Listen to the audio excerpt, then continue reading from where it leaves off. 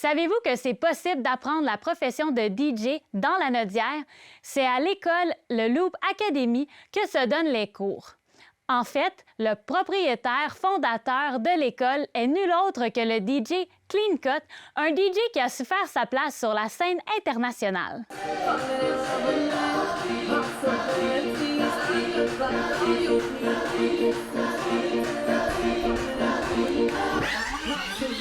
T'es DJ depuis plusieurs années, mais comment cette passion-là a commencé? C'est assez simple. Dans le fond, plus jeune, j'ai eu l'opportunité de voir des DJ un peu plus vieux travailler, que ce soit en vidéo ou dans certains spectacles. Puis en 6e année, 4e, 5e, je regardais ça. Puis en 6e année, j'ai fait ma première danse d'école. Dans le fond, le bal de finissant de 6e année, c'est moi qui l'ai fait pour ma classe. Donc c'était toute une expérience. Tu as choisi de t'appeler DJ Clean Cut. Ton vrai nom, c'est Jonathan. Exactement. Pourquoi avoir décidé DJ Clean Cut? J'ai eu plusieurs noms de DJ, puis pour informer là, les auditeurs, Clean Cut, c'est l'action de coter. Ça veut dire que quand on scratch, on touche le crossfader, puis on coupe le son, on cote le son. Puis je trouvais que Clean Cut, ça résumait bien ce que je faisais. Tout ce que je faisais, c'était clean et tout. Puis en plus de ça, c'était facile à assumer dans le branding, puis dans la marque. Avec le nom de Clean Cut, c'est sûr que techniquement, ce que je fais va être un petit peu plus évolué, un petit peu plus avancé que d'autres DJ. Je viens d'un background où les compétitions de scratch puis les compétitions techniques étaient beaucoup en avant-plan. Donc, ça a été mon parcours. Ce que je fais sur scène, c'est que j'exécute beaucoup de mouvements en peu de temps sans déranger les clients. Quand tu me vois jouer, tu vois que c'est du DJing de sport extrême, tout en respectant la piste de danse sans brusquer ou couper les chansons trop rapidement. Là. Puis, quel style de musique t'aimes vraiment jouer? En vieillissant, là, j'ai décidé d'orienter un peu mon brand sur le bonheur et la joie. Ma mission depuis 10 ans, c'est que quand tu viens voir mon spectacle, tu repars 10% plus heureux ou heureuse. Pour ce qui est de la recherche musicale, dans des moments forts, là, on peut passer entre 5 et 20 heures par semaine à faire des recherches musicales, essayer de découvrir de nouvelles chansons, essayer de découvrir des ingrédients qu'on va rajouter à notre setlist qu'on appelle ou choix musical. Parce qu'il y a les nouveautés qui sortent, donc on doit être à jour, on doit aller chercher ce que les gens vont vouloir entendre, mais en plus de ça, peut-être chercher des ingrédients qui sont un peu méconnus pour justement se différencier dans l'histoire de musique qu'on traverse dans nos spectacles. Se différencier, j'imagine que tu es arrivé à bien le faire parce que tu as quand même été capable d'aller jouer avec des gros artistes internationaux, Sean Paul, Snoop Dogg, Cardi B. T'es arrivé là comment? Je pense que la vie, c'est une succession de détours. Puis c'est de toujours, comment je peux dire, répondre au téléphone, faire du mieux que tu peux à chaque contrat. Quand j'étais plus jeune, il y a quelqu'un qui m'a dit « T'es aussi bon que ton dernier contrat ». Ça veut dire que chaque spectacle que j'approche ou qui est mis sur ma route, j'évalue si ça me stresse, si c'est excitant, si ça va m'endormir. Puis si c'est excitant et c'est stressant, ben j'embarque dedans. Fait que ça a été de toujours faire de mon mieux, puis de m'arranger que ma réputation soit positive. Puis le conseil que j'ai reçu puis que j'applique, c'est que je joue devant une personne ou 1000 personnes, ben je donne tout ce que j'ai parce que tu sais jamais c'est qui t'écoute. Pourquoi tu as décidé de rester au Québec, de rester dans la Nodière, les Laurentides, et pas aller aux États-Unis, justement, à Los Angeles, où il y a beaucoup de DJ qui habitent là-bas? Absolument. Je pense que le Québec avait besoin de nous. Moi, je suis bien ici. Je suis francophone de naissance. Oui, je suis bilingue, mais je pense que j'ai beaucoup plus à apporter dans ma province, dans le Canada francophone. Je savais qu'il y avait un trou en quelque sorte. Puis, comme je fais beaucoup de spectacles parallèles à ça, ben, j'ai un pied à terre ici, puis ça me permet vraiment d'être en contrôle de tout ce qui se passe, tant ma carrière personnelle que le développement des affaires de l'entreprise dans les Lanaudières. Fait que là, on est à l'école de DJ. Oui. Ici.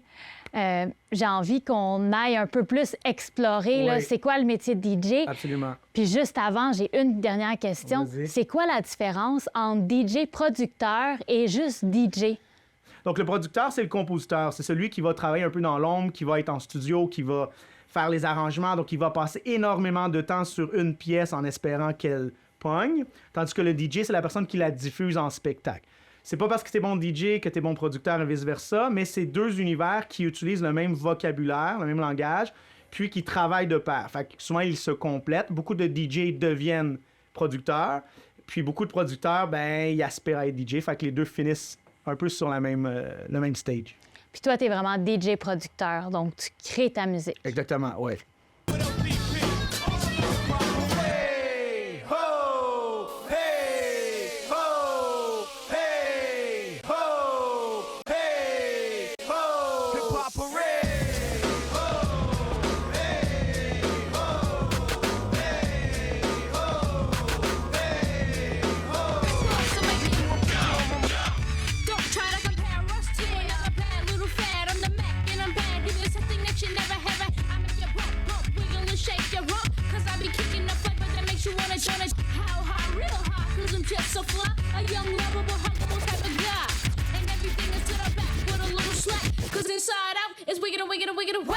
Fait que là, on est à l'école Le Loop Academy.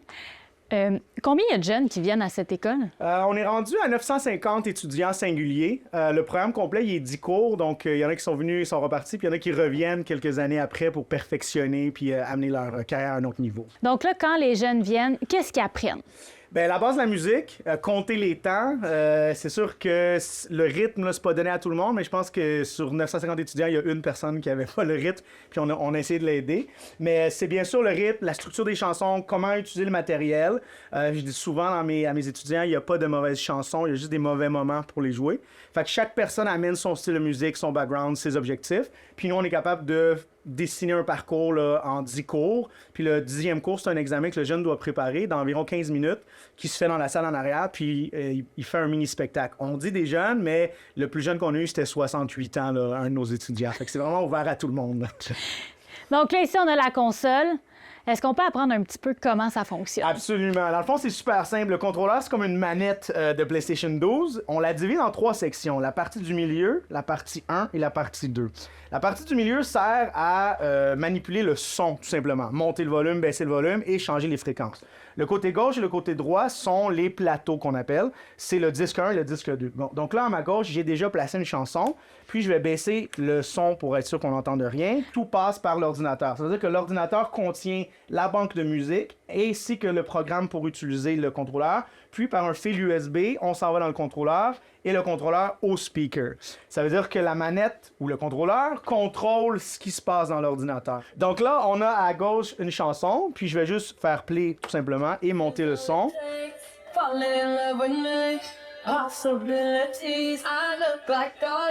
Donc on a une version a cappella de One Kiss pour certaines personnes qui connaissent à la maison. Et à droite, j'ai une chanson qui s'appelle C'est la vie. Je vais faire play la même chose.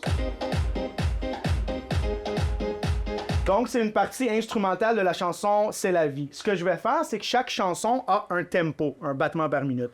La machine nous permet de changer le tempo de la chanson sans changer la clé. Si je ne modifie rien, puis je fais jouer tout ça, ça va fonctionner, mais après un certain temps, on va sentir un inconfort parce que les paroles vont décaler de la musique. Là, ça devient un peu bizarre. Donc, l'ordinateur nous dit que la chanson de droite est à 130 BPM. Avec le contrôleur de gauche, je vais pouvoir monter, comme on voit ici sur le contrôleur, à 130 BPM. Ça va me permettre de refaire la même chose et de pouvoir synchroniser le tempo de chaque chanson pour pouvoir les mélanger. Je vous fais jouer.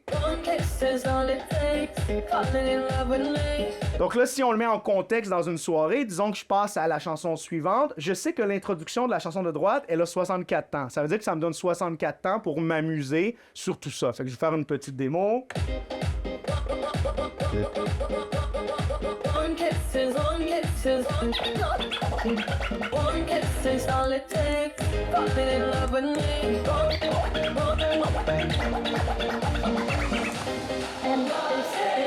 J'ai bien aimé ton sourire. Puis là, on a traversé à l'autre chanson qui était C'est la vie que vous pouvez chanter à la maison.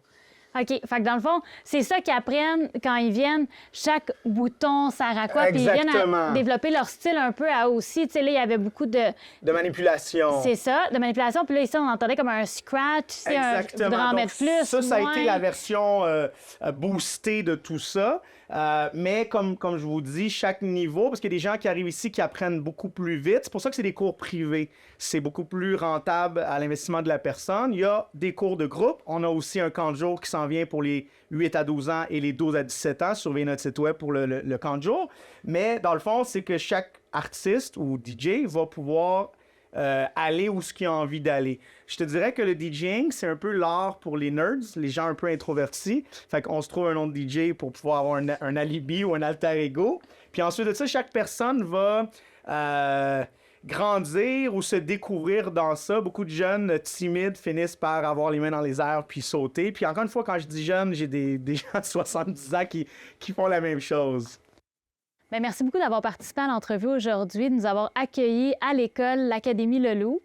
Ça fait plaisir, vous êtes le bienvenu. Puis, si les jeunes veulent s'inscrire cet été, ou les jeunes ou les moins jeunes, Oui. bien, c'est la place. Surveillez notre Facebook, notre site web, puis mon Facebook à moi.